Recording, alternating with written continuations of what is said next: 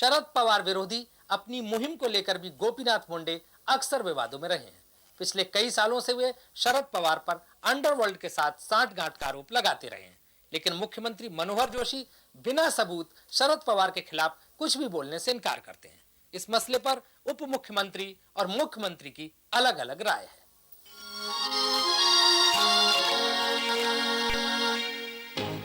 विधानसभा में as leader opposition आपने बड़ा हंगामा किया कि शरद पवार के अंडरवर्ल्ड से ताल्लुकात, शरद पवार का क्रिमिनल से नेक्सस, शरद पवार के दाऊद से रिश्ते, यहाँ तक कि कैसेट बटे कि दाऊद को डाले दाना, पीएम तेरा सीएम दीवाना, तमाम तमाशा हुआ। इलेक्शन हो गया, शरद पवार चुनाव हार गए। उसके बाद राज्य सरकार शरद पवार के खिलाफ आज तक ना तो कोई सबूत ला पाई, ना कोई केस रजिस्टर कर पाई और ना ऐसी कोई चीज ले पाई जिससे जनता इस बात को मान ले कि शरद पवार का दाऊद से सीधा नेक्सस था, शरद पवार का अंडरवर्ल्ड से, शरद पवार का क्रिमिनल से सीधा ताल्लुक था। ये तो हमने कहा कि जे शूटआउट में जो क्रिमिनल्स थे उनको लाया, इससे और क्या पुरावा चाहिए। एक दूसरी बात है कि मुंबई में माफिया गैंग का प्रभाव काफी उनके रेजे में बढ़ा था और ये सारी जनता जानती है।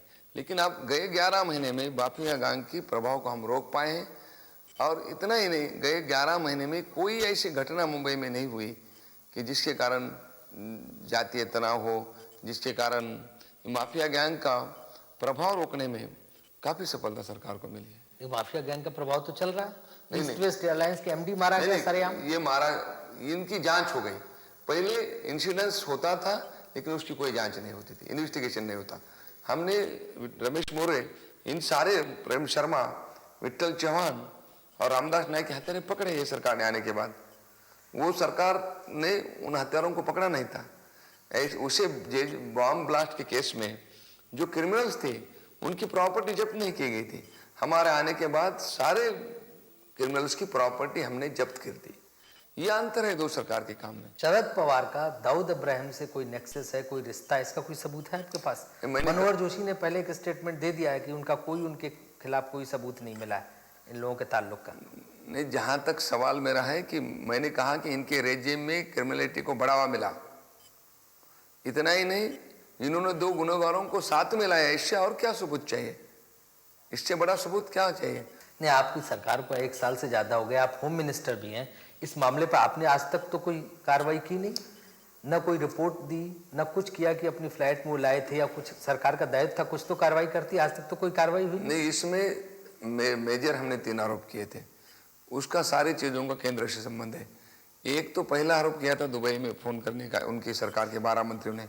हमने इसकी लिस्ट सदन में डिक्लेयर कर दी कि किस मंत्री ने दुबई को किस फोन नंबर पर फोन किया।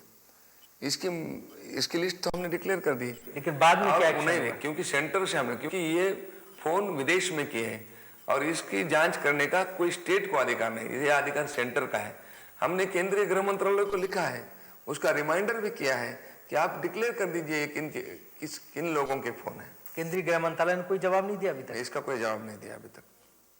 एयरक्राफ्ट का मसला आपने यूनियन होम मिनिस्ट्री से उठाया? नहीं, एयरक्राफ्ट का मसला तो हमने सदन में उठाया और हमने केंद्र सरकार को एक खत लिखा है कि इसके बारे में वो उचित कार्रवाई करें। क्या लिखा खत में आपने? खत में ये लिखा कि कल्पना तराय को अगर जे हत्याकांड के गुनहगारों के बारे में उनको मदद करने के कारण उनको पर कार्रवाई होती है, उसी तरह से बीजेपी के एक एमपी को उनको मदद करने के कारण कार्रवाई होती है, तो उसी केस में के 2 आरोपियों को हवाई जहाज में, और वो भी हवाई जहाज प्राइवेट नहीं था, संरक्षण मंत्रालय के हवाई जहाज में जे हत्याकांड के क्रिमिनल प्रवास करें।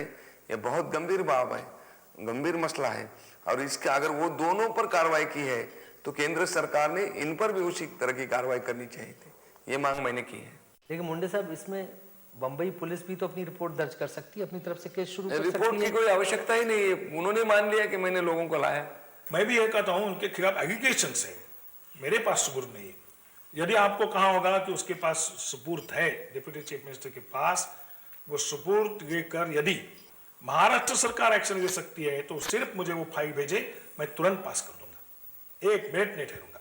He can send the file to me anytime and I arrest him. I have no problem. अमेरिकी कंपनी एनरॉन को अरब सागर में फेंक देने का दावा करने वाले गोपीनाथ मुंडे की सहमति के बाद ही एनरॉन को दोबारा अपनी परियोजना शुरू करने की इजाजत मिली।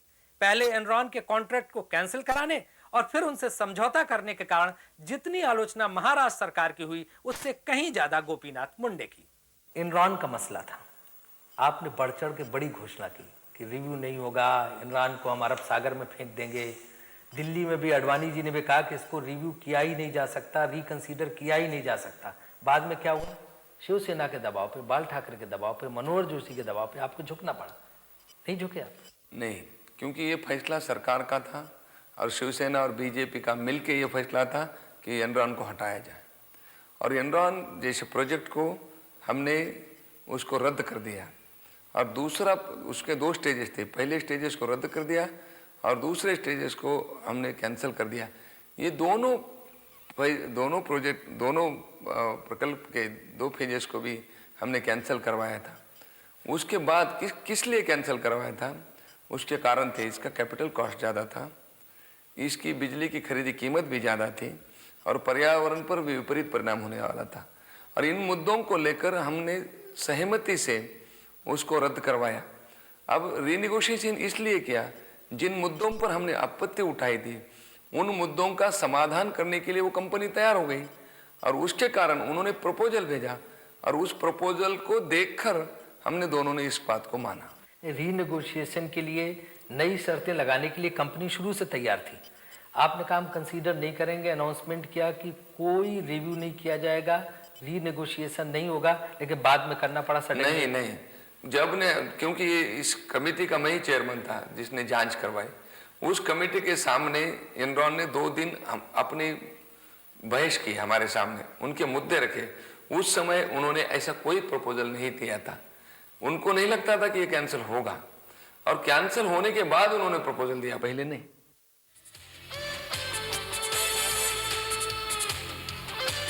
तो ये थी महाराष्ट्र के deputy chief minister Gopinath Munde से जुड़ी तमाम जानी अनजानी बातें।